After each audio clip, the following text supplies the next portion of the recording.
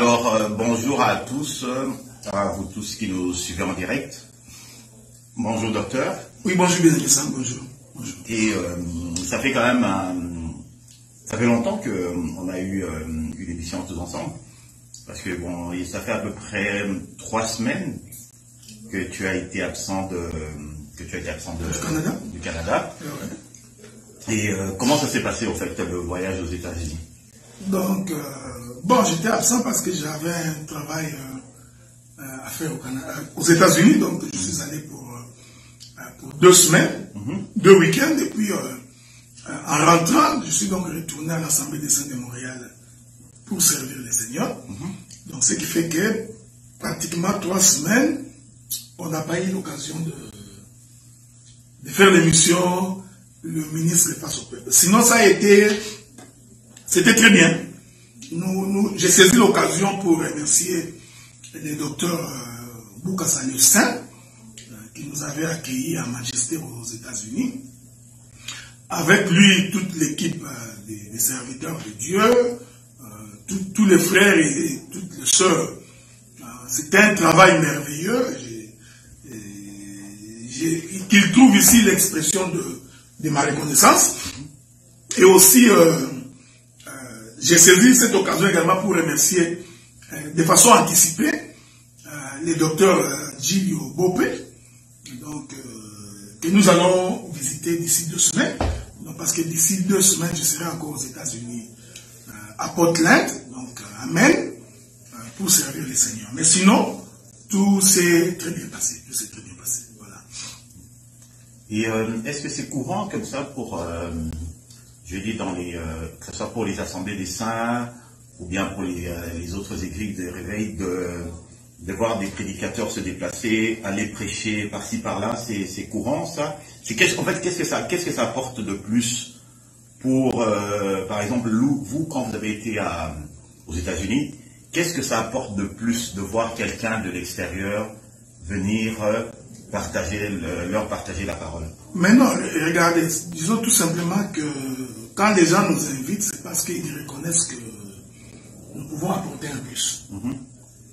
Et comme nous croyons à la complémentarité ministérielle, il est possible que les bien-aimés frères et sœurs ont jugé, après nous avoir écoutés, qu'il était important que nous venions pour leur apporter ce que Dieu nous a accordé comme don et comme grâce. Donc, et ça permet également de se faire une idée de ce qui se passe ailleurs. Ok? Donc, quand on est cloisonné, quand on est enfermé, des fois, on ne se rend pas compte. Et lorsque nous nous déplaçons, nous ne nous déplaçons pas avec l'idée, cette idée d'un complexe de supériorité. Non, ce n'est pas ça. Donc, nous ne venons pas pour donner des leçons aux gens qui nous invitent. Nous ne venons pas pour leur dire que nous sommes les meilleurs. Nous ne venons pas pour leur dire que vous ne valez rien. Ce n'est pas comme ça. Donc, j'ai beaucoup de respect pour la femme d'autrui. Donc, j'y vais pour apporter ma part de contribution dans l'œuvre de Dieu. Voilà, c'est un peu ça.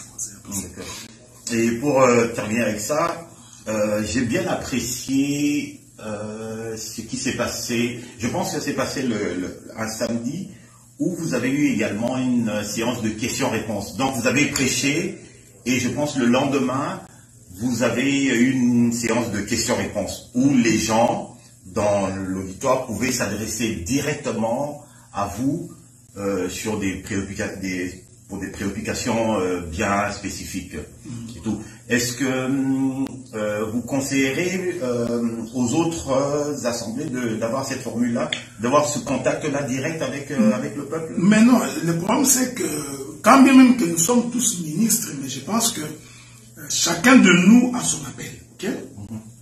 Chacun de nous a son appel, et puis Dieu a donné à chacun sa vision dans la marche, sa vision dans le parcours. Mais vous savez, quand vous lisez votre Bible, un jour l'Éternel va envoyer Moïse pour aller faire sortir les enfants d'Israël de l'Égypte. Alors, les enfants d'Israël, Moïse a dit à Dieu, si ce peuple me pose la question, Donc, c'est que Moïse savait que les enfants d'Israël, ce n'est pas un peuple qui accepte sans poser des questions. Ils avaient du caractère. Ils avaient du caractère. Donc, c'est ce qui fait la spécificité de ce que nous sommes. Donc, nous n'avons pas peur d'affronter le peuple lorsqu'il voudrait nous poser des questions. Donc, c'est pour cette raison-là que s'il y a une préoccupation quelconque, donc nous allons et nous arrangeons pour répondre aux questions. Et puis, si nous n'avons pas de réponse à ces questions-là, nous consultons l'Éternel au travers des Écritures afin que nous puissions avoir cette question. Et aussi, il ne faut pas oublier que lorsque Jésus était en train de prêcher, et il était pris à partie. Il était toujours pris à partie. Il y a des gens qui posaient la question, Moïse nous a dit, Moïse nous a dit. Donc, pour nous, c'est plié à cet exercice-là, ne nous dérange nullement. Donc, il n'y a que les autres serviteurs, lorsqu'ils ne sont pas très sûrs de la maîtrise, ils ont donc peur de recevoir des questions, ou ils tremblent, ou ils transpirent quand il y a beaucoup de questions. Mais nous croyons que Dieu nous a suffisamment instruits pour que nous soyons à même de répondre aux questions, même quand elles paraissent difficiles. Voilà ce que je peux dire. Merci beaucoup, docteur. Alors, je commencerai par une première question d'actualité. En fait, c'est quand j'ai dit d'actualité, c'est-à-dire qu'il n'a peut-être rien à voir avec le thème que nous allons aborder aujourd'hui. En passant, nous allons parler de la famille, des relations, mais de manière très vaste, très élargie. En fait, je reviens sur une intervention que vous avez eue dernièrement, et j'avoue que je suis un petit peu perplexe par rapport, juste parce que j'ai vu les questions que les gens se posaient à ces sujets-là, et je voudrais que vous puissiez revenir très brièvement, mais de manière simple, de telle sorte que même un nouveau-né dans le Seigneur pourrait comprendre sur la différence qu'il y a, en fait la nuance que vous faites entre l'excommunication et le fait de livrer quelqu'un à Satan. Si je reviens là-dessus, c'est parce que je me souviens qu'il y a peut-être quelques mois, un illustre ministre des Assemblées des Saints a été excommunié, et quand je regarde le cas, donc comment le cas a été présenté, par rapport au cas de la personne qui est dans la Bible, qui a été livrée à Satan, parce que justement il allait avec la femme de son père, je ne vois pas une énorme différence, voyez-vous, entre la gravité, je dirais sur la gravité de l'acte qui a conduit justement à la sanction. Alors pourquoi faites cette distinction entre l'excommunication et le fait de livrer à Satan quelqu'un? Alors qui peut être excommunié, qui peut être livré carrément à Satan? D'abord, je vous remercie. Je ne savais pas que vous alliez répondre sur cette question-là. Je vous remercie de me l'avoir posée. Pour les gens qui nous suivent, je suis allé m'inspirer sur l'écriture de Lévitique chapitre 13, où la Bible dit que lorsque quelqu'un aura une plaie, donc l'homme va être examiné par le sacrificateur, et le sacrificateur examinera la plaie plusieurs fois, d'après le livre de Lévitique chapitre 13, pour conclure qu'il s'agit d'une lèpre. Donc il est important que les gens comprennent que toute plaie n'est pas la lèpre. Ok? C'est-à-dire que tout péché n'est pas la lèpre. Donc on confirme que c'est une lèpre après plusieurs examens. C'est-à-dire la chose perdue, elle prend de l'ampleur, elle prend du temps. À ce moment-là, on peut conclure que c'est une lèpre. Et l'Écriture dit, lorsque la personne est atteinte de la lèpre, on le met hors du camp. Le terme excommunié n'est pas dans la Bible, mais la pensée c'est celle-ci. C'est-à-dire, l'homme est privé de la communion fraternelle. Okay? Nous le prenons et nous le mettons dehors. Et quand nous le mettons dehors privé de la communion fraternelle, selon Dieu, l'idée n'est pas que l'homme puisse mourir. Tiens, chez les catholiques, je pense que quand vous êtes excommunié, c'est pour la vie. Bon, heureusement pour nous, nous ne sommes pas catholiques. Nous voulons nous baser sur les Écritures.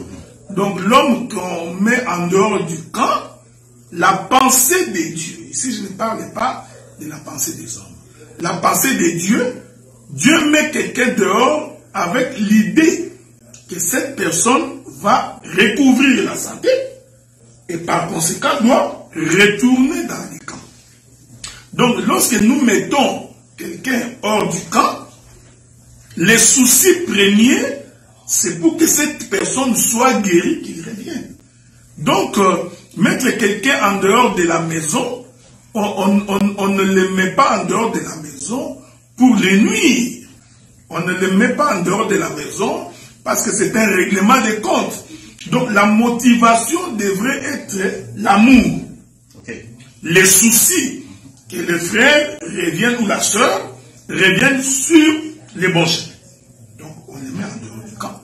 J'ai donné plusieurs exemples dans cet enseignement-là. J'ai démontré que même lorsque Adam a péché, Dieu a mis Adam en dehors du jardin.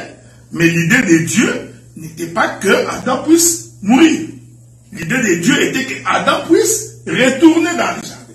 Donc, c'est-à-dire que mettre Adam dehors, les soucis de Dieu, c'était pour expier son péché. Voyez-vous? Donc, c'est comme ça que, même en Israël, lorsqu'on mettait quelqu'un dehors, l'idée n'est pas qu'il puisse mourir. Parce que c'est un fils de la maison. Donc, on les met dehors. Le sacrificateur devrait sortir du camp pour aller visiter cet homme et réaliser si la plaie est en train d'être guérie. Vous savez, quand vous lisez ce texte-là, vous ne verrez nulle part où les sacrificateurs amenaient les produits médicamenteux pour soigner la personne. Donc nous croyons que le simple fait qu'il est dehors, il y avait tout un processus médical que nous expliquerons probablement dans une autre émission pour la guérison de cet homme pour qu'il puisse rentrer. Mais malheureusement, aujourd'hui, beaucoup de gens, c'est devenu comme un règlement de compte. Deuxième élément, donc je ne vais pas entrer dans les détails, les gens qui veulent suivre l'enseignement, oui, ils peuvent aller trouver ça sur YouTube. Deuxième élément, celui que l'on met dehors doit être d'une assemblée locale. Vous comprenez? Parce que la lèpre doit se constater localement, c'est-à-dire dans le camp. Donc, moi qui suis ici au Canada, présentement là nous sommes à Montréal, je suis de l'Assemblée des Saints de Montréal, je ne peux pas mettre hors du camp un frère qui est de l'Assemblée des Saints des Aventaines. Donc, c'est un désordre. Même si je ne suis pas d'accord avec lui, je n'ai pas mandat de prendre ses frères, de traiter qu'il est un lépreux, qu'il faut les mettre en dehors du camp. Je peux refuser qu'il prie quand il vient à Montréal. Je peux refuser de lui céder la chair. C'est un prédicateur. Tu peux t'adresser également à son assemblée locale. Je peux également m'adresser à son assemblée locale pour dire, pour telle raison, tel frère ou tel prédicateur ne peut pas intervenir. Ça, c'est la gestion locale d'une église. Donc, quelqu'un ne peut pas se lever un matin, il se trouve à Kinshasa, il est au Congo, il fait une lettre et il dit non, j'ai excommunié tel frère. Non. Vous voyez, ça, ce n'est pas maîtriser les Écritures. Quand on ne maîtrise pas la doctrine, c'est ce qui arrive. Donc, les soucis est que l'homme rentre. Ça a toujours été comme ça. Je ne prends pas beaucoup d'éléments. Je peux prendre les Lévites avec sa concubine, il va récupérer sa concubine. Donc, c'était ça les soucis. Je pense qu'on a compris là-dessus. Mais la question de livrer à Satan, oui, c'est là où j'ai demandé que nous puissions revisiter ces textes-là. Je demande qu'on revisite les textes. Voilà pourquoi je ne répondrai pas directement à la question, mais je vais soulever d'autres problématiques. Parce que nous sommes dans un partage avec les autres ministres dans un groupe, donc je ne voudrais pas anticiper ma réponse. Quand nous prenons le livre de 1 Corinthiens, le chapitre 5, parce que c'est de cela qu'il est question.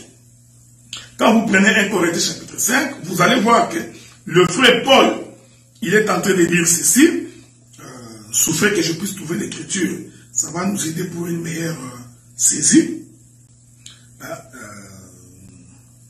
Le frère Paul dit ceci, c'est 1 Corinthiens chapitre 5. 1 Corinthiens, voilà, 1 Corinthiens chapitre 5. Nuptia, tu peux nous aider également. Ah ouais, donc si tu trouves les versets, Si tu trouves les versets, bon, un ordinateur, là, on l'a mis là justement à ta disposition pour ça. 1 Corinthiens chapitre 5, je commence par le 3e verset. Pour moi, absent de corps, mais présent d'esprit, j'ai déjà jugé comme si j'étais présent. Nous pouvons recommencer plus haut. Verset 1er. On entend généralement dire qu'il y a parmi vous de l'impudicité. Donc c'était monnaie courante.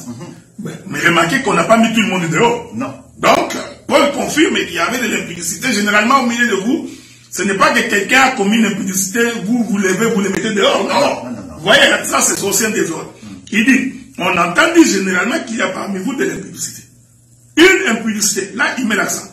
Une impudicité telle qu'elle ne se rencontre pas chez les païens. C'est au point que l'un de vous a la femme de son père. Vous êtes enflé d'orgueil, vous n'avez pas été plutôt dans l'affliction, afin que celui qui a commis cet acte fût ôté du milieu de vous. Le frère Paul continue.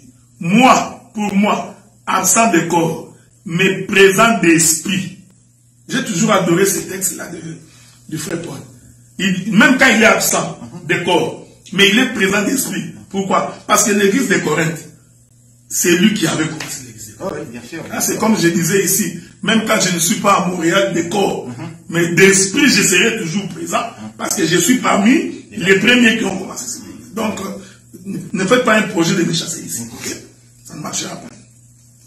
Donc, vous comprenez, ça ne faut pas faire un projet que vous allez me chasser d'ici, non. Ça ne marchera pas.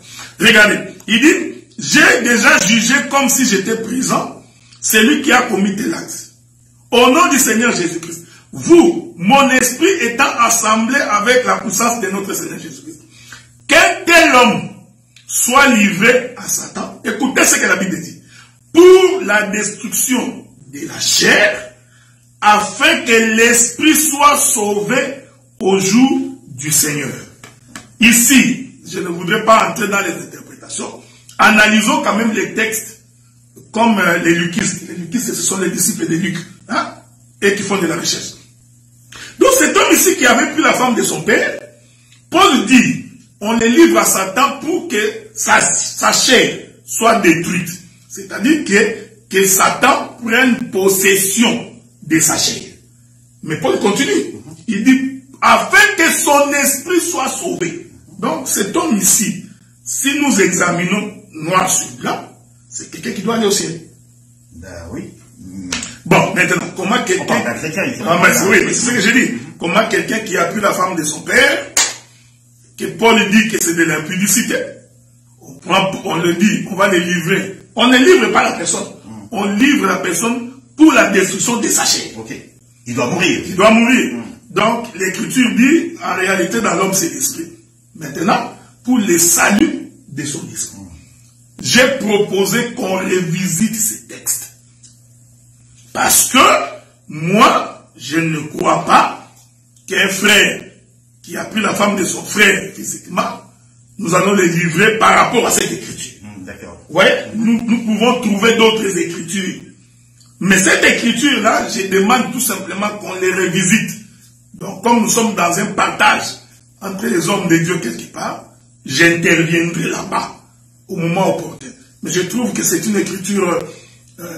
En fait, tu trouves cela un peu extrême si la chose se produisait par exemple à Montréal ou à Ottawa, que quelqu'un, parce que quelqu'un aurait pris la femme de son père, enfin, tout, tu trouves que c'est un peu extrême de le livrer à Satan? Non, ce n'est pas ce que j'ai dit, mon bien-aimé Sam. Regardez.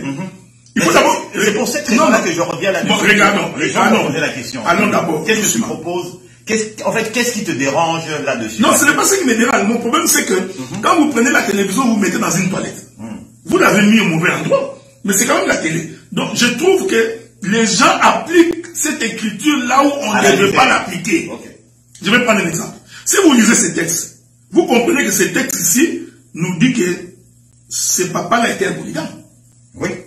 Parce que l'Écriture dit qu'il a pris la femme de son père. Donc ce n'était pas sa mère. Non, non. C'est la femme de son père. Donc vous comprenez que dans cette église-là, ces frères-là que l'on dit qu'il a pris la femme de son père, cette écriture nous prouve que son père était un polygame. Oui. Maintenant, je vous pose la question. Est-ce qu'aujourd'hui, pouvons-nous prêcher dans l'église la polygamie? Non. Donc vous comprenez que quand vous voulez appliquer cette écriture-là, on va venir. Hein. Ah ouais, il faut bien l'examiner. Donc, aujourd'hui, nous n'avons pas la prédication que la polygamie est autorisée. Donc si nous voyons quelqu'un prendre la femme de son père, nous comprenons que son père là c'est un païen. Il n'est pas notre frère. Donc il a pris la concubine de son père. Comment voulez-vous un homme qui a des concubines, dont le fils est allé prendre sa femme, que nous l'église nous venions traiter ça? Oui, mais docteur, la personne, le père est peut-être arrivé au Seigneur avec ses 4 femmes. Est-ce que vous comprenez? Il était hors donc il n'était pas chrétien, il n'était pas converti, je dirais. Il n'avait pas la connaissance des Écritures. Il arrive avec ses 4 femmes. Ben, pour lui, ce sont ses 4 femmes légalement épousées. Ben, son fils va avec une de ses femmes. Il ne s'agit pas de concubine là. Non, mais t'inquiète pas, c'est une concubine. Dans tous les cas, Dieu ne reconnaît qu'une seule femme.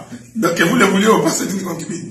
Donc, vous comprenez que cette écriture-là, si vous voulez l'appliquer tel que c'est écrit, alors il faudrait que celui qui a pris la femme puisse prendre la femme de son père et dont le père est polygame. Maintenant, nous avons un problème, c'est que même quand on les livre à Satan, c'est pour la destruction de sa chair, le salut de son âme. Donc cet homme-là s'était sauvé. C'est sauvé. Donc il est sauvé parce qu'il a pris la femme de son père.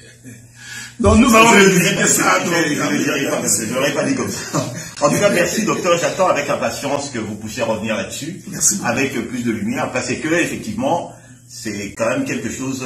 En fait, grâce à votre intervention, des esprits ont été troublés au point de vouloir effectivement en savoir davantage. C'est ce qu'il faudrait dire sur le plan doctrinal. Quelqu'un qui prend la femme de son frère, même de son frère, il a commis un péché. Oui. Ok? Oui. Donc celui qui couche avec la femme de son frère, il a commis un péché. C'est de l'impudicité. De ce côté-là, il n'y a pas de problème. Ma question, c'est livrer à Satan pour la destruction de sa chair et le salut. Ah, ok. Donc c'est là où les deux. Okay, c'est là où c'est tout, parce que je ne peux pas comprendre que quelqu'un qui a pris la femme de son père soit sauvé. Ça n'a aucun bon sens. Donc c'est là où nous croyons que c'est ici qu'il y a l'importance du ministère. Quand tu n'as pas de ministère, tu feras l'étude des cas. Parce que nous avons des prédicateurs qui font des études des cas. Ils examinent l'écriture, les cas, tu vois, c'est écrit. Ça, c'est une étude des cas. Nous l'avions tous fait quand nous étions à l'université. Mais une fois que tu as fait l'étude des cas, il faut procéder par l'extrapolation. Dégager l'intelligence de l'étude des cas. C'est que beaucoup de gens n'ont pas cette capacité. Mais j'attends. Moi, je me réserve encore, j'attends. Parce que je sais dans ma Bible, il y a un homme qui a été, dont le corps a été livré à Satan. C'est le prophète Job. Dieu a dit à Satan, tu toucheras sa chair, mais pas son esprit. Donc j'attends, quand on aura fait le partage, nous parlerons. Très bien, donc on reviendra là-dessus. Alors maintenant, on va rentrer dans le vif du sujet. Merci beaucoup. Dans le monde, enfin, il est courant de parler de mariage, il est courant de parler de concubinage, des fiançailles, de copinage et des choses semblables. En fait, quand on parle de relations, généralement, chacun y va un peu de son vécu. Dans certains coins, on parle de telle et telle chose. Nous qui sommes bantous, africains, bon, on parle également de mariage coutumier. Eh ben, je voudrais un petit peu qu'on puisse dégager la pensée des Écritures. Qu'est-ce qu'on dit? Comment Dieu se positionne par rapport à toutes ces choses? Qu'est-ce qu'est le mariage selon Dieu? D'accord? Dans la Bible, on parle de concubinage. Qu'est-ce que c'est que le concubinage? Et c'est quoi les fiançailles sur le plan biblique? Est-ce que tu as invité Nipsia à venir manger la pizza ou pas? Mais elle est timide. Nipsia, est-ce que tu veux venir? Elle n'a pas faim. T'as pas faim? C'est bon. Mais regardez, commençons d'abord par dire que selon les Écritures, Oui. ça c'est Christ qui répond. N'avez-vous pas lu au commencement que Dieu fit l'homme et la femme? Oui. Donc, de ce point de vue-là, il n'y a pas de débat. Le mariage est monogamique. D'accord. Un homme et une femme. Ok? Nous viendrons sur le concubines bientôt là. Ça, c'était un premier élément. Deuxième élément, nous parlons du mariage. Selon la Bible, lorsque l'homme paye des prix. Je vais prendre des exemples pour que nous puissions avancer. Isaac voulut épouser Rebecca. Il fit des dons à la famille de Rebecca. Et quand il a fini de faire les dons, il leur a posé la question, pourquoi vous ferez traîner mon voyage? Donnez-moi la femme de mon maître, nous allons partir. Jacob arrive chez Laban, il dit, je voudrais ta fille Rachel. Laban dit, tu ne la prendras pas gratuitement, tu travailleras pour moi pendant 7 ans. Donc, selon les Écritures, on ne peut pas avoir une femme gratuitement. Donc, tous ceux qui vivent avec les femmes sans payer la dot sont anti-doctrine. Je vais encore prendre... Ils sont dans le péché. Mais ils sont dans les péchés. Je sais que tu dis ça pour que ça paraisse grave, pour me mettre à la défensive, mais ils sont dans les péchés. Très bien. Non, c'est juste, c'est pour se fixer les idées, parce que les gens se posent la question.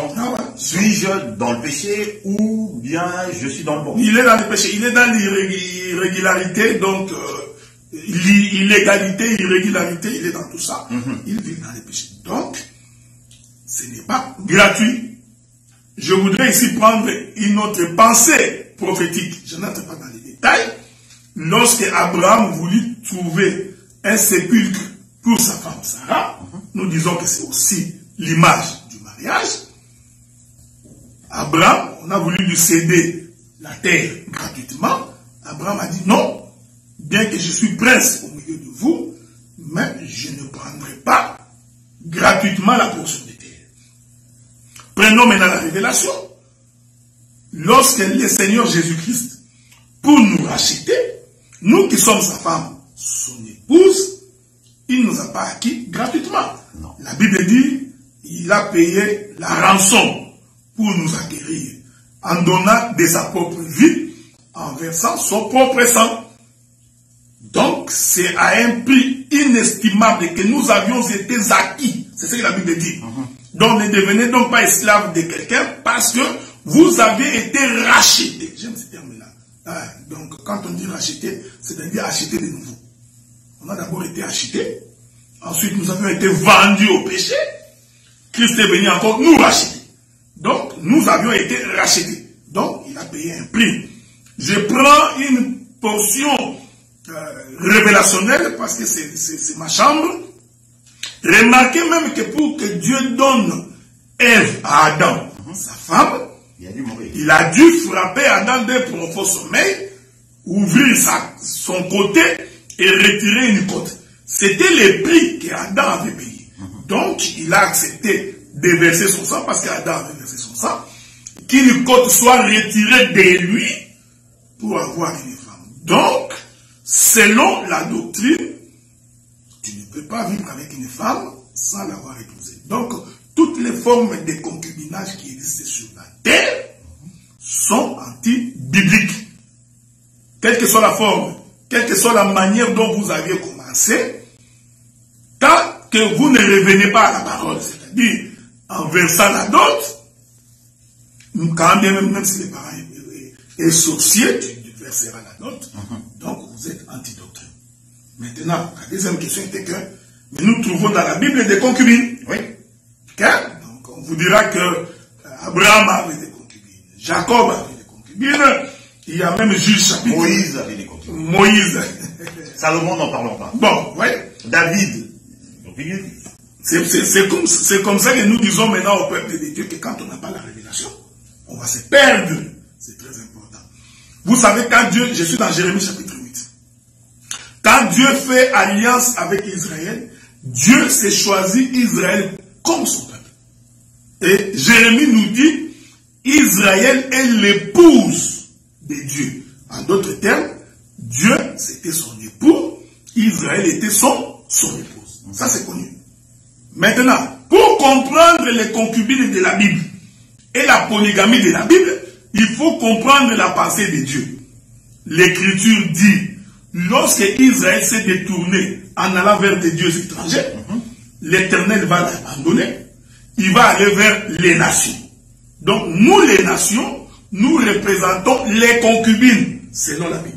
Donc, tu vois, donc, il s'agit en fait de deux dispensations. Donc, la dispensation de la femme légitime, qui est Israël, et de la concubine que nous sommes. Parce qu'en fait, nous n'avions pas droit de citer, c'est ce que Paul dit. Nous étions étrangers aux alliances, n'ayant pas droit de citer en Israël. Mais la mort de Jésus nous a fait entrer dans le domaine de Dieu. Donc, quand vous lisez votre Bible, et que vous vous rendez compte que Jacob avait des femmes et des concubines, dis-toi bien que ces deux choses représentent un enseignement. Quel est l'enseignement? Le femme légitime représente la maison d'Israël. Ici, je prends en grosso modo, parce que je peux encore couper l'agneau en petits morceaux. Donc, Léa et Rachel, pris toutes les deux, vont représenter la maison d'Israël. Bila et Zilpa, prises toutes les deux, vont représenter les nations. Parce que ce sont des étrangers. Je prends un exemple. La loi dit, tu ne prendras pas une femme étrangère. Nous verrons Moïse qui va aller prendre Séphora. Moïse qui prend Séphora, Séphora représente l'étranger, c'est-à-dire les concubines. Donc, quand vous lisez votre Bible et que vous constatez quelque part là, un prophète avait une concubine et une femme, il faut faire attention. Ces choses sont allégoriques, cachent la pensée de l'éternité pour dire la femme légitime représente la maison d'Israël. Les concubines ou la concubine représente l'église des nations. Je vais conclure par Salomon. Salomon, la Bible dit qu'il avait 1000 femmes. Oui. Dans les 1000 femmes de Salomon, la Bible dit qu'il en avait 700 légitimement mariées et il en avait 300 concubines. Donc ici, les femmes de Salomon, au nombre de 10, non, au nombre de 1000, que Dieu vous bénisse, au nombre de 1000, en fait, représente la dîme des dîmes. C'est-à-dire, quand vous prenez 10, ça fait la dîme des dîmes. Or, nous avons 700, ça va représenter la marche que Dieu fait avec Israël. Donc, c'est tout un enseignement sur les 70 semaines de Daniel. Remarquez? Et les concubines 300 représentent nous les nations, parce qu'il fait avec nous la marche de 3 jours. Docteur, je vous ai dit tout à l'heure que soyez le plus simple possible, de telle sorte que même un enfant spirituel puisse comprendre. Là, moi, je me place comme un nouveau-né, et ce que vous racontez, c'est du charabia. Bon, alors, ce que je veux faire pour comprendre, expliquez-moi pourquoi, si moi, aujourd'hui, je suis ministre, ou bien je suis simple citoyen, pourquoi est-ce que je ne pourrais pas faire comme Salomon, avoir plusieurs femmes? Je voudrais que vous me donniez une explication simple, que je puisse retenir. Bon, nous allons lire les Écritures. Ça va être plus facile, hein? Oui. Je voudrais vous trouver une écriture permettant d'avancer carrément. Je crois que c'est le livre des Colossiens, si je ne me trompe pas. Je prends Colossiens chapitre 2. Je vais commencer par le verset 16. Que personne donc ne vous juge au sujet du manger, ou de boire, virgule, ou des sujets au sujet d'une fête. Ok? D'une nouvelle lune ou des sabbats. C'était l'ombre des choses à venir, mais le corps, c'est-à-dire la réalité, est en Christ. Okay. Je vais ajouter une autre écriture. Nous prenons le livre de Luc. Non, d'abord on prend Jean chapitre 5. Jean chapitre 5, verset 39. La Bible dit, j'ai lu, vous sondez les Écritures. Vous sondez. C'est comme là, tu es en train de sonder les Écritures. Salomon a pris plusieurs femmes. Vous sondez les Écritures parce que vous pensez avoir en elles la vie éternelle. Ce sont elles qui rendent témoignage de moi. Vous ne voulez pas venir à moi pour avoir la vie. Ok? Si vous voulez, je vous ajoute une autre écriture. L'abondance des biens n'est nuit jamais pour celui qui sait en faire bon usage. Je prends Luc chapitre 24. Luc chapitre 24, nous allons lire le verset 44. L'écriture dit, j'ai lu ça, Luc chapitre 44, la Bible dit ceci, il est écrit, verset 43, je commence par 43, il prit, il mangea devant eux, puis il leur dit, c'est là ce que je vous disais lorsque j'étais encore avec vous, qu'il fallait que s'accomplisse tout ce qui est écrit de moi, dans la loi de Moïse, dans les prophètes et dans les psaumes. Donc quand vous lisez la Bible, vous lisez les prophètes, vous lisez la loi, et que vous trouvez quelqu'un qui a pris plusieurs femmes, comme Salomon, il faut toujours te dire dans la tête que ces écritures-là rendent témoignage de Jésus. Okay. Et pour que l'on sache que tu es ministre de Dieu, maintenant il faut démontrer comment ces écritures rendent témoignage de Jésus. C'est comme ça que nous disons, la polygamie d'un prophète, d'un roi ou d'un serviteur que vous voyez dans la Bible, cette polygamie-là nous renseigne sur Jésus. C'est-à-dire, une femme représente Israël, l'autre femme représente les nations. C'est comme ça que j'ai typifié par Salomon. 1000 femmes, même si tu es un robot, même si tu fais venir les gingembre, les pastèques. Il y a même un nouveau truc que j'ai entendu qui vient d'Afrique. Oui. Il paraît que c'est efficace, ça peut durer toute une semaine. Bon voilà. Donc vous comprenez que même si tu fais venir toutes ces histoires qui viennent de l'Afrique là, 1000 femmes, tu mourras. Comment tu mourras? Parce qu'il y a 365 jours dans une année. Donc pendant 4 ans, tu ne ferais qu'en train de sortir avec des femmes, mais tu vas mourir. Donc, tu comprends que même ces femmes-là représentent tout un enseignement. C'est comme ça que j'ai expliqué que ces femmes-là sont divisées en 2 camps. Il y a les femmes légitimes et les concubines. Les légitimes sont au nombre de 700, qui est un mystère autour du chiffre 7, qui est la marche que Dieu a fait avec Israël. Et les 300, c'est un mystère autour du chiffre 3, qui est la marche que Christ a fait avec nous dans sa mort et dans sa résurrection. D'accord. Donc, en fait, avant de vous comparer à Salomon, avant de commencer à multiplier, à proliférer le nombre de femmes, posez-vous la question de savoir, en réalité, qu'est-ce que tout cela cache, quoi. Exactement. Ok. Si vous prenez comme écriture pour pouvoir faire n'importe quoi, ça pourrait être, parce que j'ai vu l'autre jour dans un reportage, parce qu'on a un ministre illustre au Congo, qui va de partout dans le monde encourager la polygamie avec ses dizaines de femmes, quelque chose comme ça, sur base des Écritures. Donc lui, il est carrément en dehors. Agir ainsi, c'est carrément... En fait, il n'a rien compris. Quoi. Non, il n'a rien, parce qu'il lui manque l'interprétation de l'Écriture. Ce que je voudrais dire ici, il est en train de manger un pain sans le raisin. Ok? Alors que pour être fortifié, il faut manger le pain avec le raisin. C'est-à-dire la chair et le sang. Beaucoup de gens n'ont que la chair, c'est-à-dire ils n'ont que l'écriture. Ça me vient à l'esprit pendant que nous parlons. Vous savez qu'en réalité, qu'est-ce qui donne la vie à la chair? C'est le sang. Cette chair que nous avons ne vit que parce que le sang circule encore dans notre corps. Donc en fait, c'est le sang qui donne vie à la chair. Voilà pourquoi si quelqu'un n'a pas la maîtrise du sang, eh bien, il mangera une chair qui n'a pas de vie. C'est exactement ce qu'il faut. Donc, quelqu'un peut avoir l'écriture sans avoir la vie. C'est pourquoi j'ai toujours été contre les gens qui disent il est écrit. Non, il ne suffit pas de dire qu'il est écrit. Il faut expliquer pourquoi il est écrit ainsi. C'est ça le sens. Donc, un homme comme ça prendrait plusieurs, 5, 6, 7 femmes parce que c'est écrit. Mais ce n'est qu'un corps. Voyez-vous? Donc c'est ça le corps qu'on livre à Satan. Qu'on livre à Satan pour la destruction. Donc, mais il n'a pas l'esprit qui se trouve dans le corps. C'est ça. Est-ce que vous pouvez nous dire en 2 mots, très rapidement, la signification de Genèse 2, 24, l'homme quittera son père et sa mère et s'attachera, etc.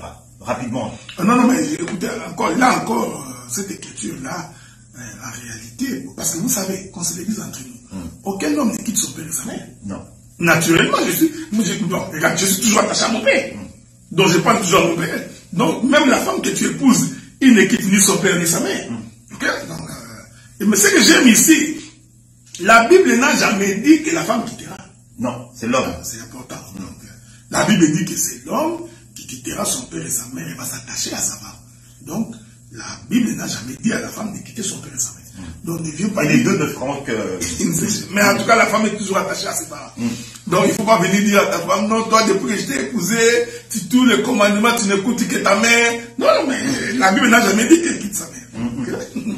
Bon, ce que nous voulons dire de façon simple, pourquoi la Bible parle que l'homme quittera?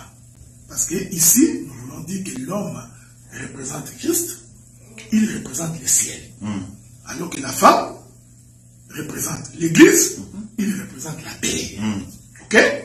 Donc, dans la prophétie de l'écriture, pour qu'il y ait enlèvement, c'est-à-dire pour que l'homme Christ puisse s'attacher à l'église, c'est à l'homme de se déplacer.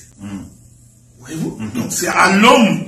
C'est pourquoi Paul Christ dit, ce n'est pas vous qui m'aviez aimé, c'est moi qui vous ai aimé les premiers. Ce n'est pas non plus vous qui m'aviez cherché, c'est moi qui suis venu vers vous. Donc quand nous étions païens, connaissant pas Dieu, c'est Dieu qui s'est déplacé vers nous. C'est ça la pensée de l'écriture. Je n'entre pas dans beaucoup d'éléments à expliquer là-dedans. Donc la pensée que l'homme quittera veut tout simplement nous faire comprendre que Christ quittera le ciel. Il descendra pour s'attacher à sa femme, qui est l'église. C'est nous. C'est ça même la pensée d'Emmanuel. C'est-à-dire, on forme le corps, le tabernacle, qui est terrestre, des éléments terrestres, qui représentent la femme, et la nuée va quitter le ciel, va entrer dans le tabernacle, et les deux deviendront la même chair. Donc, ce n'est pas nécessairement ta femme que tu as épousée à la maison. D'accord. Mais bon, donc, mais sur le plan doctrinal, c'est vraiment le mariage, c'est un mariage. Là, maintenant, on va parler du mariage physique. Oui, bon, c'est vrai que sur le plan doctrinal, l'homme doit s'attacher à sa femme. C'est une façon de dire également que c'est l'homme qui conduit la femme. C'est l'homme qui dirige la femme. Donc, c'est comme la tête du train. Et il est en train d'entraîner toute la locomotive. Donc, c'est pratiquement cela. Mais dans les vrais, ils ne deviennent jamais la même chair. En fait, est-ce que c'est également pour ça que le mariage reste un mystère vraiment de rapport entre Dieu et nous, quoi. C'est pour ça que le mariage a tellement d'importance pour le Seigneur. C'est pour ça qu'il a mis un accent particulier, qu'il ne veut pas que qu'on touche au sacrement de mariage. Je voudrais lire une écriture dans les livres d'Éphésiens, je crois. Si je ne me trompe pas. Je prends Éphésiens chapitre 5. Éphésiens chapitre 5, à partir du verset... le verset 28. Je commence même par le verset... j'aime ces choses. Par le verset 25. Marie aimait... Regardez comment Paul commence ce discours-là. Il dit, Marie aimait vos femmes comme Christ a aimé l'Église. Oui. Il commence... ce n'est pas pour rien qu'il est dit. Parce qu'en fait, il vous fait comprendre qu'il parle de lui. Maintenant, il utilise le langage des humains pour nous faire comprendre. Marie aimait vos femmes comme Christ a aimé l'Église et s'est livré lui-même pour elle. C'est la raison pour laquelle l'homme se livre à la femme. Ce n'est pas pour que la femme t'entraîne dans les désordres. Il y a des hommes comme ça. La femme chécoulée entraîne l'homme dans les chécoulées. La femme impudique entraîne l'homme dans... Non. L'Écriture dit pourquoi l'homme se livre pour sa femme. L'Écriture continue, afin de la sanctifier. Donc, l'homme va vers la femme pour la soutenir. Par la parole, après l'avoir purifiée purifié par l'eau d'eau, par le baptême d'eau, afin de faire paraître devant lui. Il y a beaucoup de choses. Donc, tout ce que l'homme fait, c'est pour que cette femme paraisse devant lui l'homme. C'est pourquoi j'ai toujours dit dans l'exhortation, quand une femme commence à s'habiller pour faire plaisir aux autres, et non pas à son mari, il est en train de pécher contre la doctrine. Ok.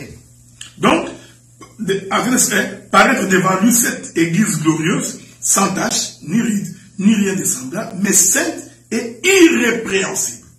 C'est ainsi que les maris doivent aimer leur femme, comme leur propre corps. Celui qui aime sa femme s'aime lui-même. Car jamais personne n'a haï sa propre chair, mais il la nourrit, il en prend soin, comme Christ l'ait fait pour l'Église. Vous voyez? Donc, et le frère Paul va conclure dans les versets qui vont suivre. Il dit, c'est pourquoi l'homme quittera son père et sa mère. Il reprend les versets de Genèse. Vous voyez, ça concerne Christ. Il reprend ces versets. L'homme quittera son père et sa mère, s'attachera à sa femme. Les deux deviendront une seule chair. Ce mystère est grand. Paul précise que ce mystère est grand. J'ai dit cela par rapport à Christ et à l'Église. Pour dire que dans la vie de tous les jours, il est impossible qu'un homme puisse aimer une femme comme son propre corps. C'est impossible. Tu vois? Il est impossible qu'un homme puisse se donner la mort pour sa propre femme. C'est impossible. Mais c'est ça l'idéal que Dieu voudrait. Mais Paul vous dit que je ne le dis pas pour vous. Je le dis par rapport à Christ et à l'Église. Voilà. Qui a droit au mariage? Parce qu'en fait, je vous ai écouté. Là, vous parlez des hommes ou des d'une manière générale. Parce que j'ai entendu dans... Oui, non, en fait,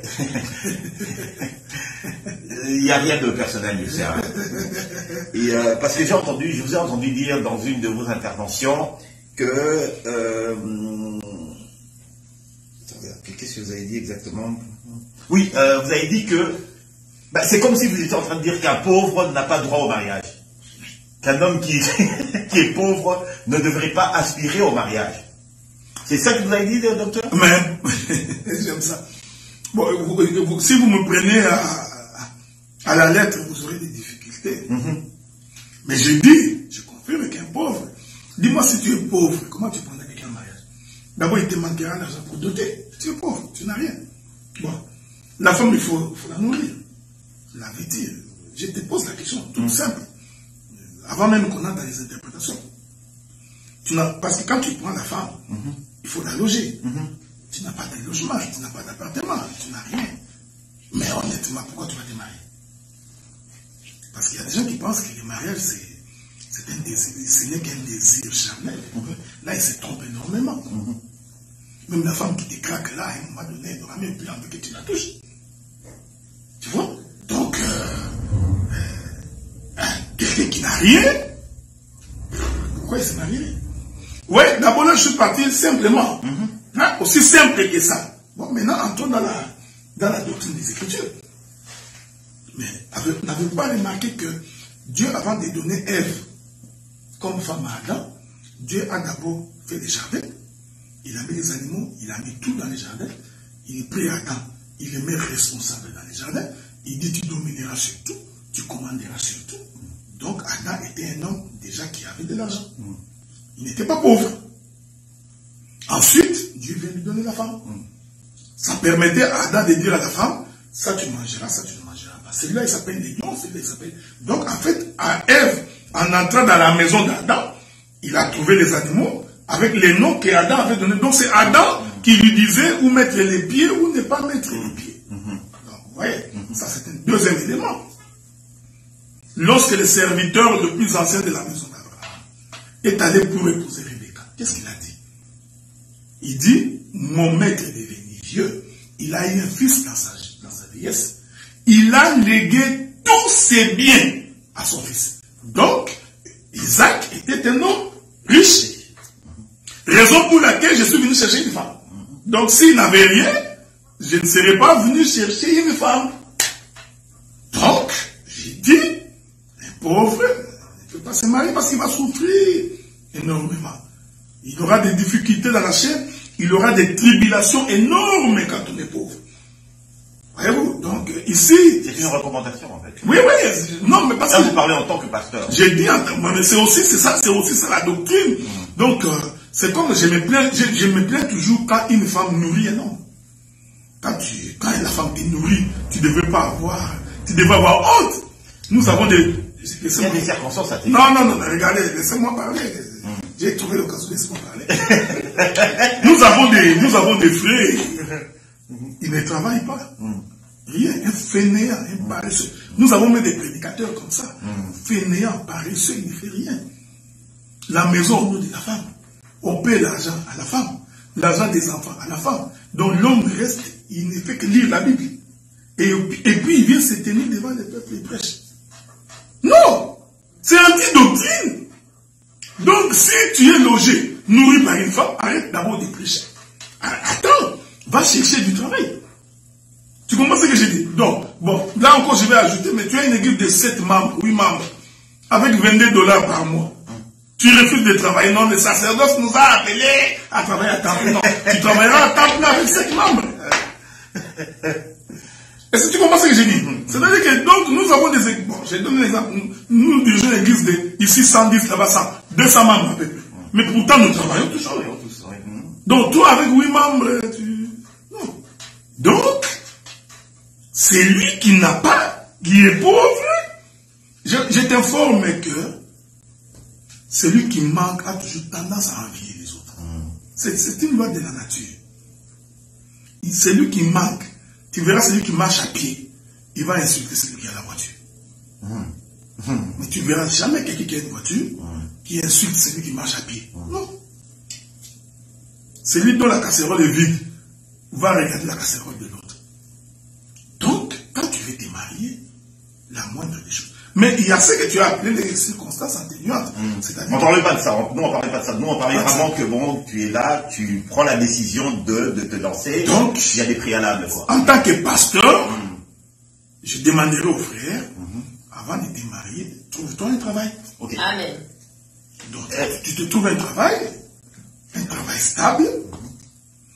Ici, je voudrais d'abord parler à ceux qui sont dans les pays occidentaux. Je vais oublier mes bien-aimés qui sont en Afrique, parce que les conditions en Afrique sont un peu difficiles.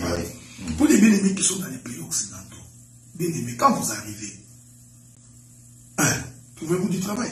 Si vous n'avez pas eu la chance d'étudier en Afrique, mais faites des formations.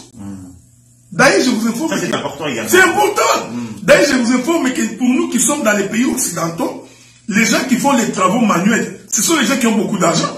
Les mécaniciens, les soudeurs, les électroniciens, les charpentiers. Ce sont des... Ça va te prendre 3-4 mois de formation. Et quand tu vas être engagé, tu toucheras. Même la femme va te respecter. Mais là, tu peux t'habiller en veste comme nous, là. Il n'y a pas de problème. Donc, commencez par rentrer aux études. Si tu n'as pas eu la chance d'étudier, va aux études. Quand tu arrives ici. Sinon, tu peux te recycler. Donc, tu as fait la licence au Congo. Tu viens ici, tu trouves que bon, ta licence là en théologie ne te sert à rien, par exemple. Il y a des gens qui ont étudié la science herméneutique. Pour faire quoi? Tu arrives ici, mais pose la question. On est en train de rechercher les aides-soignantes. Va te faire une formation là-bas. Renseigne-toi sur deviens technicien en pharmacie. Ça te prend 2 ans dans un collège. Donc, tu sors, tu te trouves un travail calmement. Maintenant, tu peux aller épouser une femme. Et tu seras même fier. Même quand tu la nourris là, elle a des joufflus là, tu te dis, oui, ça c'est mon travail. Donc, c'est comme ça que j'ai dit qu'un pauvre ne peut pas se marier. C'est contre. Même Christ l'a dit. Il dit, je m'en vais chez mon père vous préparer de la place. Parce que chez mon père, il y a plusieurs demeures. S'il n'en était pas ici, je vous l'aurais dit. Donc, il prépare l'endroit pour accueillir une femme. Tu vas accueillir une femme sur un matelas qui n'a pas de comment on appelle ça en bas? Ça, c'est les lits. Qui n'a pas de sommier.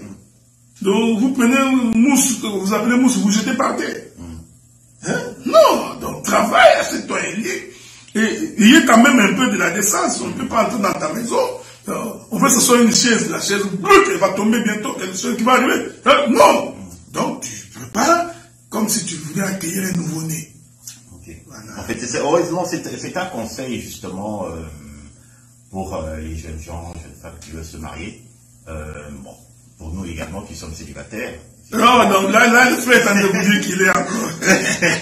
Et tout, que oh, il y a quand même des préalables, quoi. Et une d'elles, c'est justement assurez-vous quand même d'avoir le minimum. C'est ça. Bien. Maintenant, nous allons rentrer dans un sujet qui fâche beaucoup, qui irrite et tout. Il s'agit de la répudiation et également la séparation. Ok. Parce que, enfin, Dieu est souverain, bien entendu. C'est lui qui établit les principes auxquels on doit tous se soumettre. Et le droit de répudier a été, on dirait, le droit de répudier est une exclusivité de l'homme. Par contre, à la femme, on lui permet néanmoins de se séparer. Comme si c'était une petite consolation. Écoute, donc voilà. Non, c'est comme ça que c'est perçu. Okay. D'accord? C'est comme ça que c'est perçu qu'il y a comme une espèce d'injustice de tout ça. Loin de moi l'idée de traiter notre Seigneur d'injuste. Comment, qui suis-je? Mais je transmets simplement une pensée qui circule. Tout. Ça peut être dû à l'ignorance, ça peut être dû simplement à la frustration, ça peut être dû à la méconnaissance des Écritures, mais on dirait que l'homme a le bon bout, parce qu'il a le droit, selon le dire des personnes, de prendre plusieurs épouses quand ça lui chante. Bon, ça on a traité, on a arrivé ce cas-là, de répudier son épouse et tout, et quelquefois même quand ça lui chante, parce qu'il y a des gens, ils se lèvent un beau matin et puis disent, bah voilà. Alors que la femme, tout ce qu'elle peut faire, c'est, bah écoute, regarde, tu la fermes, ou bien, bah écoute, sépare-toi, et ainsi de suite. Qu'est-ce que vous en pensez, docteur? Qu'est-ce que vous allez nous dire à propos de ça, pour justement éclaircir un petit peu et rassurer les gens qui nous écoutent? Je prends le livre de 1 Corinthiens chapitre 7. Le verset 10. Je voudrais vraiment que ceux qui nous suivent à la maison, qu'ils lisent calmement. Arrêtez de lire avec des idées préconçues. Ça va nous poser de sérieux problèmes. Donc, ne lis pas l'écriture que nous allons lire avec une idée préconçue. Donc, essaie d'abord de mettre à côté la façon dont tu conçois. Lis seulement calmement. Verset 10. À ceux qui sont mariés, j'ordonne. Ça, c'est le frère Paul. Non pas moi, mais le Seigneur, que la femme, regardez bien, Paul a commencé par la femme, que la femme ne se sépare point de son mari. Il faut vous dire pourquoi le frère Paul utilise le terme se séparer. Il commence par la femme. Donc cette écriture dit quoi? Voudrait dire que il y a possibilité que la femme se sépare. Bien sûr. Maintenant, Paul nous dit que le Seigneur voudrait que la femme ne se sépare point. C'est là où je vous avais dit que la séparation est pour la femme, la répudiation est pour l'homme. Nous pouvons continuer. Maintenant, Paul, il continue. Je vous avais dit, arrêtez avec des idées préconçues. Paul continue. Si elle est séparée, mais comment voulez-vous, dans les versets précédents, il dit qu'il ne se sépare pas. Mais ici, il dit si elle est séparée. Donc, Paul confirme qu'il y a possibilité que la femme se sépare. Tu vois, c'est toujours la femme là. Oui. Si elle est séparée, qu'elle demeure sans se marier. Ou qu'elle se réconcilie avec son mari. Donc, Paul confirme qu'une femme peut se séparer de son mari. Mais si tu essayes cette séparation, tu ne te remaries pas. Pourquoi? Parce que pour Dieu, tu es toujours attaché à cet homme. Ok? Donc, en étant séparé, si tu trouves que tu ne peux pas supporter la séparation, Paul te demande de te réconcilier avec ton mari. Maintenant, regardez, il ferme la parenthèse, il continue. Et que le mari, il change de verbe, ne répudie point sa femme. Donc, quand il parle de la femme, il parle de la séparation. Mais quand il parle de l'homme, il parle de la répudiation. Qu'est-ce que nous avons voulu dire? Parce qu'il y a beaucoup de sœurs qui se plaignent. Ils disent, Même si l'homme me maltraite, il me fait souffrir, je n'ai aucune écriture qui me demande à moi de divorcer. Je dis oui, tu n'as aucune écriture. Mais tu as l'écriture qui te permet de te séparer. C'est-à-dire, tu peux dire non, c'est sa manière de me taper. Un jour, je mourrai dans cette maison. Moi, ton pasteur, je vais te dire, quitte cette maison, rentre d'abord chez tes parents. Ce n'est pas ça le divorce. C'est une séparation. Ok? Je n'entre pas dans beaucoup de détails, mais ici, je voudrais rassurer les femmes qu'elles ne sont pas les sacs de boxe des hommes. Donc, les hommes n'ont pas le droit de maltraiter les femmes, de les insulter. J'ai trouvé un homme qui insulte sa femme. Et on dit c'est un homme de Dieu. Qui insulte. Ah, un homme de Dieu. Ouais. Donc, j'ai même trouvé des prédicateurs au Congo qui frappent leurs femmes. Regardez la logique de cet homme-là. Il dit, la femme est comme un enfant. Parce que l'écriture dit que c'est Adam qui a donné naissance à Ève. Donc, Ève était l'enfant d'Adam. Maintenant, il réfléchit comme ça. Un réflexologue. Il réfléchit, il dit, donc la femme est un enfant, je peux la taper comme je tape mes enfants. Vous voyez et ce que je dis là, ce sont des pasteurs. Donc, tu trouves un pasteur qui boxe sa femme. Cet homme-là, il faut le suspendre qu'il arrête de prêcher. On ne passe pas par deux chemins. Un prédicateur qui insulte sa femme. Même si je suis fâché, je n'insulte pas. Non, c'est impossible. Vous comprenez ce que je dis?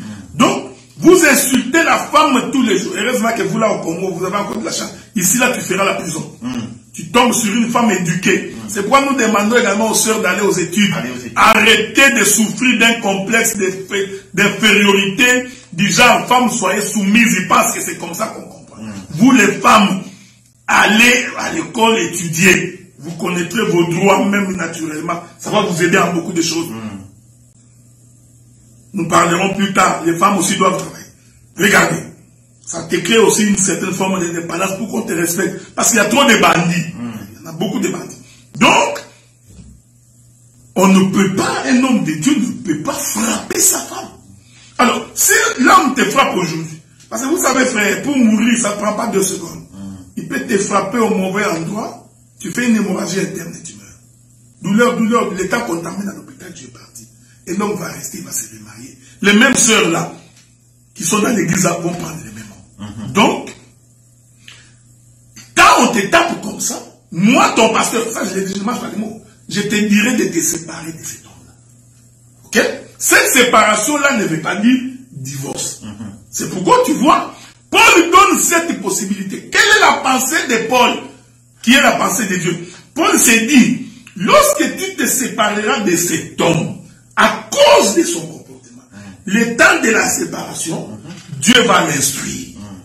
Il va lui dire ce que tu fais est mauvais.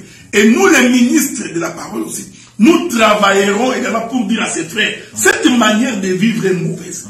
Si Dieu fait en sorte que nous trouvions grâce à ses yeux, qu'il comprenne qu'il a mal agi, cet homme cherchera sa femme, demandera pardon, s'excusera et promettra à sa femme que de telles choses ne reviendront pas. La femme ne peut pas refuser. La femme doit rentrer dans le mariage. Mais la notion de la répudiation. Admettons, un petit instant, pas si vite, docteur. La femme s'en va parce que l'homme est incorrect. Et tout le temps que bon, qu'il se mette un peu de plan dans la tête, puis la femme revient. Tu comprends? En se disant que bon, voilà, il a pris suffisamment de temps. Mais tout ça, la femme ne peut pas s'imaginer. Ok, d'accord. Elle revient avec l'intention de se réconcilier. Mais bien sûr. Et le gars n'a pas changé de comportement. Mais la femme, avant de revenir, doit se rassurer que cet homme ici, il a compris. Oui, non, c'est-à-dire quand je dis qu'elle revient, c'est-à-dire qu'elle fait le pas vers lui, non, la main. Non. C'est l'homme. Regardez, c'est nous qui aimons nos femmes. Quand nous les avions aimées, c'est nous qui sommes allés vers elles. Donc, quand la femme se sépare, moi, en tant que mari, j'ai l'obligation d'aller vers elle. Ok, d'accord, il faut que je retourne vers elle. Si je l'aime, je dois aller. Je voudrais souffrir avec moi, bien-aimé. Je voudrais prendre une donnée révélationnelle. Quand nous avions péché, nous étions loin de Dieu. Nous avions offensé Dieu. Malgré nos péchés, Christ est quand même venu vers nous. Donc il n'y a aucun mal qu'un homme aille vers sa femme.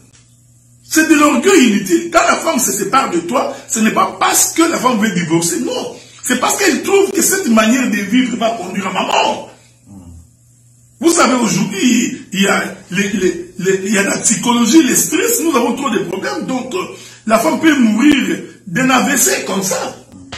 Donc, la femme peut trouver que ça nous... Ici, je ne dis pas que tu ne veux plus de l'homme, tu trouves un prétexte même pour un gobelet. Oh non, je ne sais pas. Non.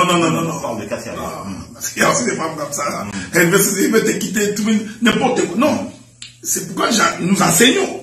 C'est-à-dire que vous maltraitez la femme peut te quitter, pas en termes de divorce, mais en termes de séparation. Et quand vous êtes séparés, la femme, tu te protèges.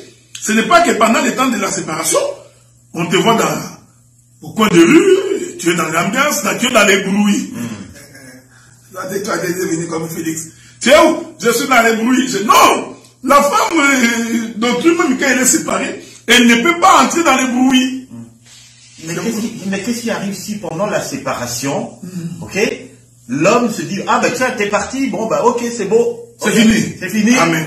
Il t'envoie, il te repudie. Il t'envoie une lettre du divorce. Amen. Regardez, c'est bon. Tu pars. Vous savez que Paul a répondu. La Bible répond à tout ça. Je vais donner l'écriture. Regardez. Que le mari ne répudie pas sa femme. Il continue. Aux autres, ce n'est pas le Seigneur, c'est moi qui dit, si un frère a une femme non croyante et qu'elle consente, la femme non croyante, qu'elle consente à habiter avec lui, qu'il ne la répudie point. Là, on parle de couple chrétien païen. Voilà.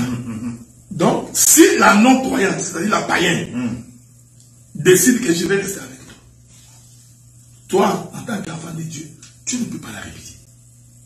C'est ce que la Bible dit. Nous étions païens, tous les deux. Okay. Nous étions païens tous les deux pendant qu'on sortait ensemble. Nous venons dans le Seigneur, soi-disant, mais il s'avère que, moi je suis resté, enfin moi je suis sérieux dans le Seigneur, ou bien non, je changeais. Moi je ne suis pas sérieux dans le Seigneur. Je me rends compte que non, en tout cas cette vie-là, ça ne me convient pas. Nous sommes mariés, d'accord? Nous sommes mariés. Et elle, finalement, non, elle veut rester dans le Seigneur.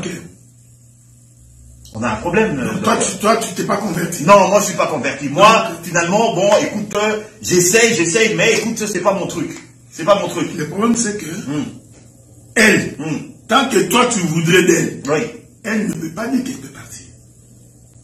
Elle ne peut pas divorcer. Et elle se rend compte que non, finalement, non seulement je ne suis pas converti et tout, que je faisais semblant, etc. Mais bon, écoute, j'ai quand même tendance de temps en temps à aller me livrer à des extras et tout. Bon, je la trompe. Et puis je suis dans l'occultisme. Elle apprend ça. Je vais chez les marabouts et tout ça. En fait, tout ça. Mais elle ne peut pas te quitter. Elle ne peut pas divorcer. C'est ce que je voudrais dire. Elle ne peut pas. D'abord, ça c'est... Écoutez ça. Ne me fais pas de l'intimidation. Tu es en train de m'intimider. Tu penses que si tu dis que non, l'homme est dans l'occultisme, alors ça va aggraver la situation, je vais être intimidé. Non. Mais nous avons Christ. C'est supposé que la femme est chrétienne. C'est supposé que la Christ, celui qui est en elle, est plus fort que celui qui est en elle. Donc que ton mari aille chez les marabouts. Si toi tu pries véritablement Dieu, tu n'as donc pas à craindre. Donc, ça, ce sont des faux débats des gens qui veulent divorcer, trouver des raisons pour sortir. Même si ton mari est sorcier. Reste là-dedans. C'est ça qu'il a voulu. Tu l'as cherché. Même si ton mari est sorcier. Mais toi, tu as celui qui est plus grand que les sorciers. Mais tu veux fuir pourquoi? Donc, Paul répond à la question. J'ai toujours aimé ces écritures-là. Paul répond à la question. Il dit, regardez, je continue. Il inverse là. Si une femme a un mari non croyant, et qu'il consente à habiter avec elle. C'est le mari non. C'est ce que tu venais de dire. Qu'elle ne répudie point son mari. La femme ne répudie point son mari. Regardez maintenant. Car le mari non croyant est sanctifié par la femme, et la femme non croyante est sanctifiée par les frères. Autrement, vos enfants seraient impurs, tandis que maintenant ils sont purs. Regardez maintenant. Si les non croyants se séparent, ici, Paul a commencé par les non croyants. Si les non-croyants se séparent, qu'ils se séparent. les frères ou la sœur ne sont pas liés dans ces cas. Dieu nous a appelés à vivre en paix. Ce que je voudrais dire ici, quand vous lisez l'esprit de cette lettre-là, en réalité, le mariage d'un croyant avec une non-croyante, pour Dieu, ce n'est pas ce mariage. Ok. Dieu ne le considère même pas comme étant un mariage. C'est nous qui considérons que c'est un mariage, nous les humains. La Bible est claire. Il dit, si les non-croyants se séparent, les frères et la sœur, vous voyez, c'est-à-dire que moi je suis croyant, ma femme est non-croyante. Vous pensez qu'on est mariés. Vous, c'est vous qui pensez parce que vous nous voyez ensemble. Mais la femme est non-croyante. Quand je dis non-croyante, vous comprenez ce que je dis? C'est-à-dire qu'elle est tout des mauvais. Tout. Maintenant, la Bible dit, si elle, qui est non-croyante, décide que nous nous séparions, la Bible est claire. Séparons-nous. Dieu dit, nous n'étions même pas liés. Donc, en fait, si c'est la... Ok. Si c'est l'homme c'est l'homme, dans mon cas, moi, comme j'avais dit tout à l'heure, je suis non-croyant. Ça veut dire que c'est moi le non-croyant. Et tu demandes... Et il dit, bon, écoute, regarde, moi je m'en vais. Moi là, c'est fini, là, je m'en vais. Est-ce qu'elle est libre de se remarier? Elle est libre de se marier. La Bible dit qu'elle n'était même pas mariée. Les problèmes que nous avons aujourd'hui, ça je vais d'abord parler aux sœurs. Les sœurs, même quand on les maltraite, le mari païen là, il dit même à la femme, prends tes histoires en bas, je te renvoie. Le non-croyant, il prend la sœur, la main juste chez ses parents, il dépose la sœur, c'est fini, je ne vais plus. La sœur continue à pleurer. Je vais rentrer. Non! En fait, Dieu t'a aidé à accomplir l'écriture. Dieu a fait en sorte que le non-croyant t'a dit, non. Dieu a dit que dans ces cas-là, vous n'étiez même pas mariés. C'est ce que je voudrais dire ici, frère. Il y a des mariages que nous voyons ici qui en réalité ne sont pas des mariages. Donc, toute relation d'un non-croyant avec une croyante, pour Dieu, c'est-à-dire à moins que ça finisse par la sanctification. Parce que la Bible dit, qui sait, peut-être que le croyant sanctifiera la non-croyante. Ici, sanctifier ne veut pas dire qu'il va prendre le savon, il va le laver, il va devenir. Non, c'est-à-dire que de par sa foi, l'homme aussi peut se convertir. Donc, s'il s'est converti, nous comprenons que Dieu les avait appelés au mariage. Mais si ce n'est pas la péché, laissez-les se séparer, parce qu'en fait, ils n'étaient même pas ensemble. Parce que Dieu nous... Frère, le mariage peut te tuer. Il y a des gens dans un mariage, tu vois, mélancolique. Maman, tu aimes ce mariage? Donc, 20 ans, je vous dis, posez la question à beaucoup de surtout de ceux qui sont en Afrique. Allez leur poser la question. Est-ce que tu es contente dans ton mariage? Il va te dire. Je vous informe que 90% n'ont jamais été contents. Il y a des hommes qui ne sont jamais allés au restaurant avec leurs femmes, ni au cinéma. Là, vous avez dit, même jusqu'au cinéma, j'ai dit oui, même au cinéma. Ce n'est pas un péché. Pas de sortie, pas de voyage, pas de vacances. La femme n'est à la maison que pour préparer les foufous et pour faire les lits. Et tu penses vraiment que cette femme est contente. Parce que vous pensez que tout c'est... Pour la femme, ça ne se résume que foufou, les enfants et les lits. Vous voyez? Donc c'est quand nous disons que c'est quand même malheureux. Il nous reste combien de temps, Nexia? Je sais qu'on est en dépassement, mais bon. Comment? Il reste 10 minutes. 10 minutes, ok. Ok. Alors dans ces cas-là, bon, on va essayer, on va parler d'un sujet qui est assez délicat. Vous vous rappelez qu'il y avait quelqu'un qui nous avait posé la question sur... bon, là, je pense qu'on n'aura pas le temps vraiment de parler des rapports sexuels. On peut réserver ça pour la prochaine partie. La personne nous avait posé la question de savoir est-ce que la masturbation est un péché? Parce que finalement, imaginez, je suis tout seul, et tout. Ça me fait penser, une fois, il y avait quelqu'un qui était chez moi, une amie qui était chez moi, et puis, je lui posais la question de savoir comment décorer, et j'ai dit que j'allais mettre un miroir en face de mon lit. La première des choses qu'il lui a dit, t'as dit, tiens, t'as l'intention de faire des shit devant ton... Et tout. Alors, justement, je reviens à la question. Mais admettons que moi, je suis chez moi, tout seul, je ne fais du mal à personne, et j'ai décidé de faire, comme elle dit, des shit devant mon truc et tout. En quoi est-ce que je fais du mal à qui que ce soit?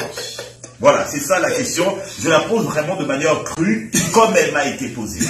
Voilà. Bon, mais en tout cas, d'abord nous remercions la sœur qui avait posé la question. Ça fait quand même longtemps que la question a été posée. Oui. Nous espérons qu'il va suivre l'émission. Vous savez que on se marie aussi pour les lits, hein? Oui. Ce n'est pas seulement pour les lits, hein? Mais on se marie aussi pour les lits. C'est-à-dire que s'il y a une satisfaction sexuelle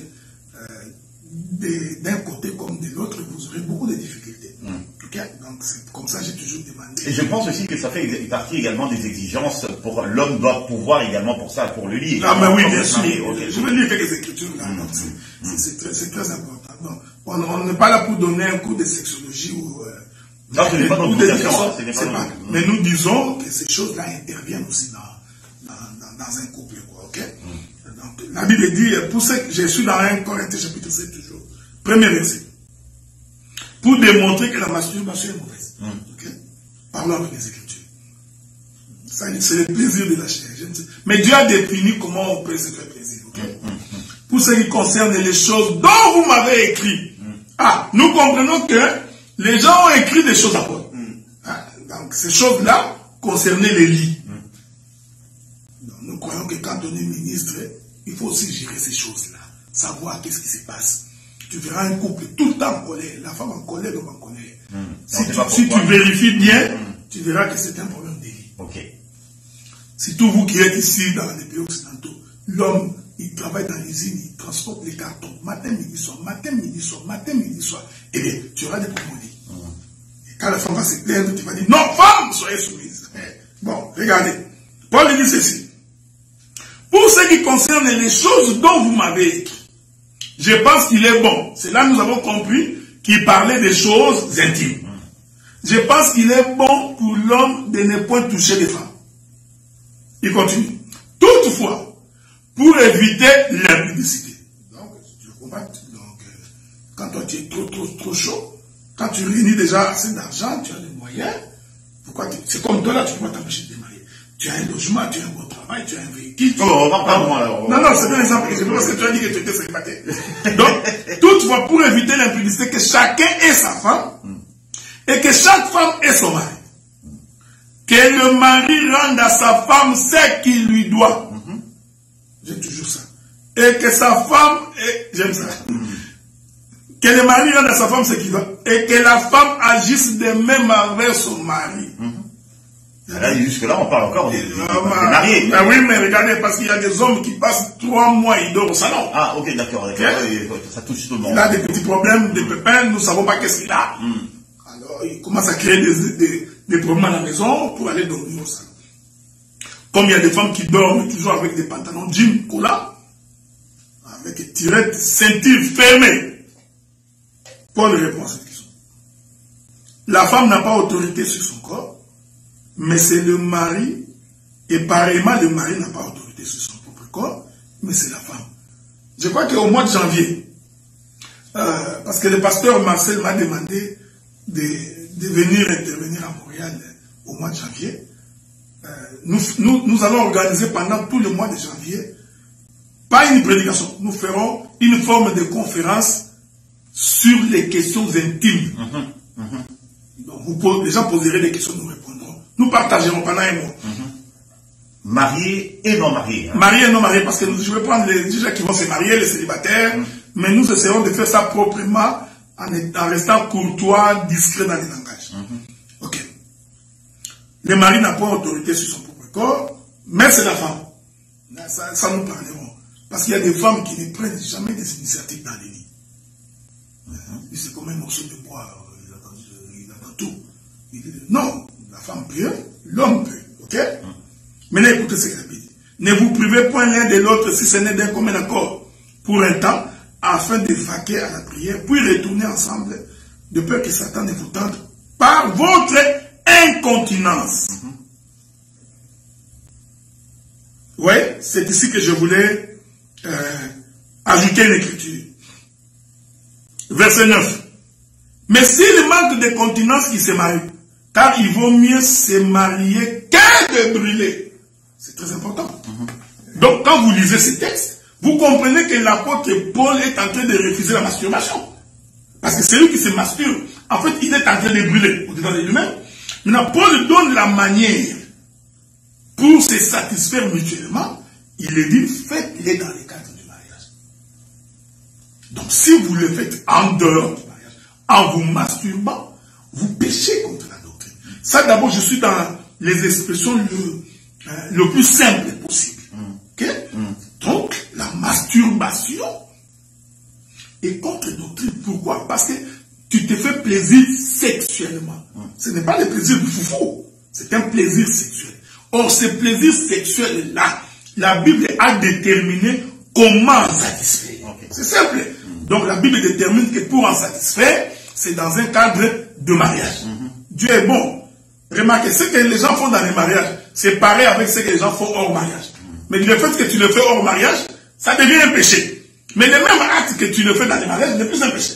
Donc, c'est un, de deux. Ça, c'est sur le plan spirituel. Les gens qui se masturbent, ils font de l'auto-satisfaction.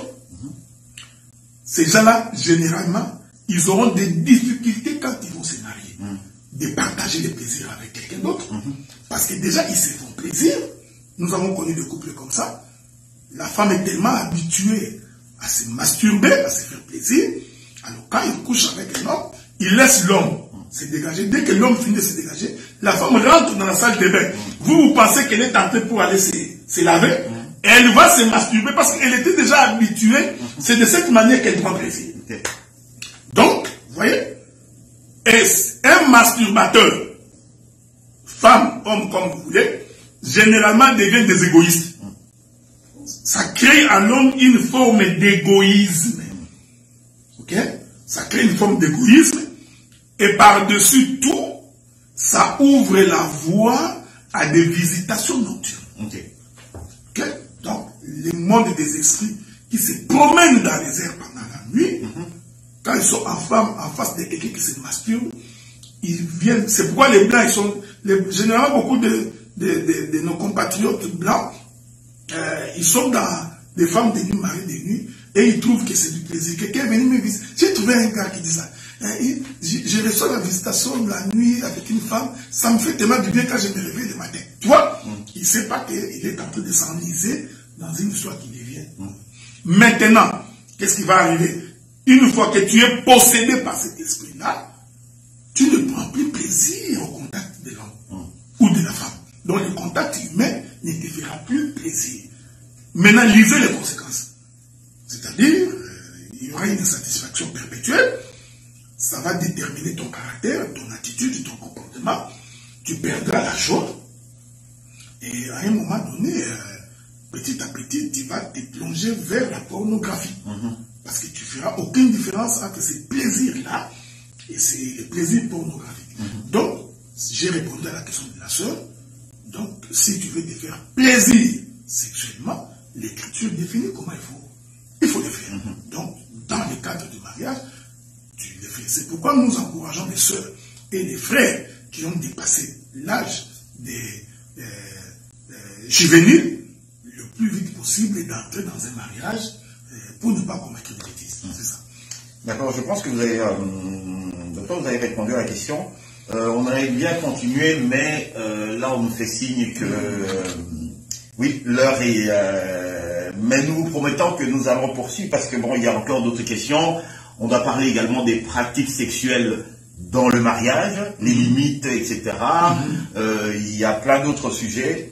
Et ça, on réserve ça pour la suite. Alors, à moins que Nuptia, tu as une question rapide.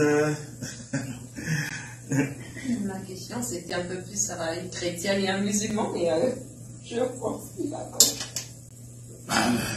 Pose ta question rapidement. Et accorde-nous 5 petites minutes. Juste un mariage entre une croyante qui est chrétienne et un croyant pratiquant musulman. Ok, je pense qu'elle veut savoir si Dieu le prend comme un mariage. Comme un mariage. Au lieu que ça soit païen, il est croyant, mais dans sa religion. Je suis croyant dans ma foi et ma religion. Est-ce que ça peut être considéré comme un mariage dans la maison? Est-ce que ça, c'est un mariage consanguin? Non, mais non, d'abord, c'est un mariage entre un païen. Donc, tu vois, j'ai mis la question. Donc, on ne voulait pas colorer. Okay? Donc, nous ne sommes pas peintres. Non. On ne fait pas la coloration. Donc, nous avons la conviction que tous ceux qui ne croient pas que le Seigneur Jésus-Christ est Dieu, venu dans la chair, qui est mort, ressuscité pour nous sauver, si tu n'as pas cette foi-là, tu es un païen. Pour nous, tu n'es pas un chrétien, tu es un païen. Donc, dans ces lots-là, nous classons les bouddhistes, les kimbambistes, les protestants, les catholiques, tout ce monde-là qui sont dans des mouvements. Vous comprenez ce que j'ai dit? C'est-à-dire que, qui sont des, je voudrais dire, qui sont des religieux. Voilà, c'est ce que je voulais dire. Parce qu'il y a une différence entre un chrétien et un religieux. Un religieux, c'est celui qui... Même dans les assemblées de il y a des religieux. C'est très important ce que j'ai dit. Donc tu peux être dans une assemblée de saints, mais un religieux, c'est celui qui va au culte, il donne sa dîme, s'il donne la dîme, parce que les choses sont passées à côté, il donne ses offrandes, ses collectes, il vient tous les jours de culte, mais le comportement est complètement en désaccord avec la parole. Un homme comme ça, c'est un religieux. Il y en a partout. Donc les religieux ne sont pas des chrétiens. Donc tout mariage avec un religieux, c'est un mariage que nous ne conseillons pas aux frères, que nous ne conseillons pas aux sœurs. Au début, ça peut paraître bien, c'est chaleureux. Mais je t'informe qu'à la longue, tu vas te rendre compte que lorsque les pressions vont diminuer, lorsque la passion va diminuer, parce que dans un couple, quand vous commencez, il y a toujours la passion. Vous vous appelez la nuit à 2h, 3h du matin, 5, 6 fois, 7 fois par jour. Mais je t'informe qu'après 3, 4, 5 ans, donc vous ferez une semaine, l'homme n'appelle pas, 4 jours, n'appelle pas. Et quand cette passion-là va baisser, tu vas te rendre compte que c'était une erreur que d'entrer dans une relation comme ça. Voilà ce que je voulais dire. Bon, ben voilà, Nefia, tu as la réponse à ta question. Merci. Et en fait, on ne fait aucune espèce de caricature. Et parce qu'une fois, il y avait quelqu'un à qui j'avais dit que bon, ton mari c'est un païen. Elle a considéré ça comme une insulte, mais en réalité non, c'est simplement qu'il est non chrétien. C'est ça, exactement. Et voilà. Alors donc merci à vous qui nous avez suivis. Merci Dr Adela pour s'être prêté à cette séance des questions-réponses. Et on vous retrouve donc la semaine prochaine par la grâce de Dieu.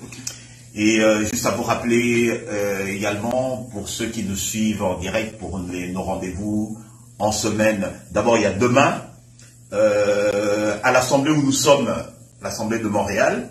C'est à partir de 11h30, 11h ou 11h30, 11h. Et pour l'assemblée de Ottawa, là je vous laisse le docteur également pour donner l'adresse et le programme pour le demain, pour nous les gens d'Ottawa. Ok, donc merci beaucoup. Donc présentement là nous sommes à Montréal, mais nous avons culte ici à Montréal, bien que nous ne serons pas ici demain, qui commence à 11h jusqu'à 13h30. Donc vous qui habitez Montréal et la contrée, venez participer au culte. C'est 96-97 boulevard Saint-Laurent, premier étage, local 103. Donc venez. Je voudrais saisir l'occasion pour lancer l'appel à tous les saints qui sont en train de souffrir dans cette ville de Montréal. Vous qui avez des difficultés, vous qui ne vous retrouvez pas, et que vous voulez vraiment qu'on puisse prier ensemble et bénir Dieu ensemble, l'invitation est lancée, venez. Donc nous avons culte tous les dimanches ici, à partir de 11h jusqu'à 13h30. Pour nous qui habitons Ottawa et Gatineau, donc nous aurons culte demain à 14h30. C'est 14h30. 14h30. Le culte d'Ottawa commencera désormais à 14h30. Donc nous commençons à 14h30 demain. Ça va être sur 1657 Sirville Road. Donc non loin de Inès, non loin du centre commercial Saint-Laurent. Le culte commence de 14h30 à 17h. Donc vous tous qui habitez Ottawa, dans les parages, nous vous invitons pour participer au culte avec nous. Tous les mardis, nous sommes en ligne sur Google Meet de 20h à 21h. Donc, si vous voulez participer, faites-nous savoir. Nous vous ferons parvenir les liens. 20h heure d'Ottawa, 20h de Montréal. Et tous les vendredis, nous avons jeûne et prière. Donc nous commençons la nuit de jeudi et nous avons culte, nous avons notre prière à 9h, à midi, à 15h et à 20h le vendredi. Donc le vendredi, nous avons 4 séances de prière et nous prions intensément. Donc si vous voulez vous joindre également à ces prières-là, faites-nous savoir. Nous vous enverrons les liens à ces jours-là pour que nous puissions prier. Et le samedi, je suis à la disposition de Frère Sam pour le ministre face au peuple. Alors, tiens, Nutia, est-ce que tu peux venir? Comme ça, bon, tu vas saluer tout le monde. Alors, voici Nutia de Montréal. Et bonne soirée à tous, bon appétit, bon week-end. Allez profiter également du beau temps en dehors. Dans le beau pour faire du sport. Dans le beau